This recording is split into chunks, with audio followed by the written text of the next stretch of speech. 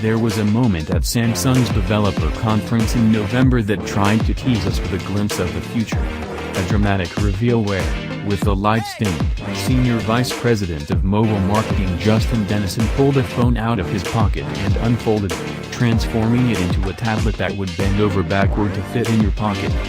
2 days later, it was shown up by another folding device, the Royale FlexPai. Samsung's mystery device quietly went back into Denison's pocket, and we braced ourselves for an eventual reveal at CES 2019. But it never came. Instead, Royale FlexPai is the talk of CES, and if you live in China, you can buy it right now. In fact, the FlexPai has been available in Beijing since October, and was set to start shipping to developers in the US and UK back in December.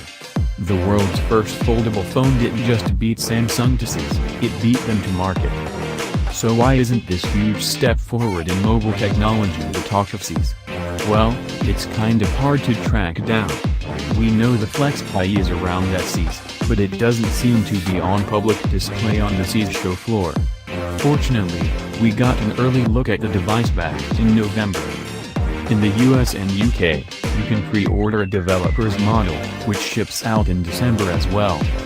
The FlexPai costs $1,318, £1,209, for the 6GB of RAM/128GB variant and $1,469.